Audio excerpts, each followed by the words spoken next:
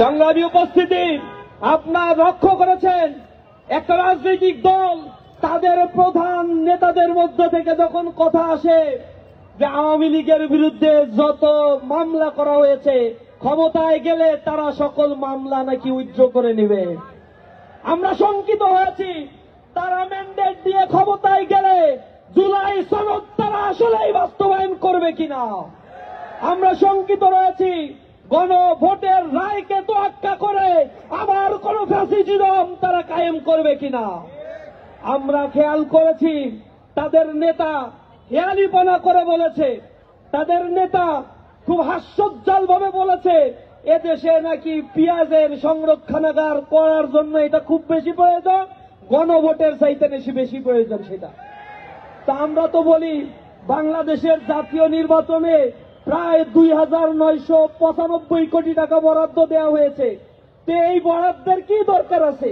এই ৩,০০০ কোটি টাকা এটা জনগণের মধ্যে এখনো পর্যন্ত বাংলাদেশে ৩০ লক্ষ বেকার আছে, এই বেকারদের মধ্যে ভাগ করে কর্মসংস্থান সৃষ্টি করলেই তো হয়। জাতীয় নির্বাচনের কি দরকার আছে? তারা তো ধরেই নিয়েছে তারা জুলাই সনদ মানে না, গণভোট মানে না, স্বাক্ষর করছে, এখন তারা নোট অফ ডিসেন্ট দিয়ে বসে আছে।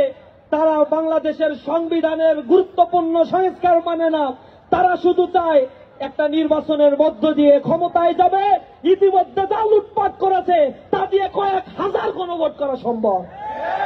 এই লুটতরাজ এইগুলোকে বৈধতা দেওয়ার জন্য তারা শুধুমাত্র তথাকথিত একটা নির্বাচনই চায়। জনগণ তাদের এই ফন্দি বুঝে গিয়েছে, আর জনগণ ফুঁসে উঠেছে, আওয়াজ তুলেছে, সর্বস্তরের জনতা কথা বলছে। আমার যা মনে হয় কিছুদিন পরে তারাই বলবে বাংলাদেশে ফেব্রুয়ারিতে নির্বাচনের কোনো অবস্থা নাই, আমরা নির্বাচন চাই না। তখন আবার জনগণ ফুঁসে উঠে এই নির্বাচনই করাবে, তখন তারা আবার বয়ান ছাড়বে আলুর দাম বেড়ে গিয়েছে, আলুর ক্ষেত্রে ভর্তুকি দিয়ে জাতীয় নির্বাচন দেওয়ার দরকার নেই পিছান। এবং তারা যখন বুঝে নিবে যে তাদের ক্ষমতায় যাওয়ার কোন স্কোপ নাই, সুযোগ নাই, জনগণের ম্যান্ডেটকে তারা আসলেই পছন্দ করে না, তারা চায় যত্রতত্র ক্ষমতা। তারা জনতাকে পছন্দ করলে জুলাই আন্দোলনে যারা শহীদ হয়েছে তাদের স্বীকৃতি দেয়া, আহতদের স্বীকৃতি দেওয়ার জন্য জুলাই সনদের ভিত্তি এই বাংলাদেশে আরো 1 বছর আগে দরকার ছিল।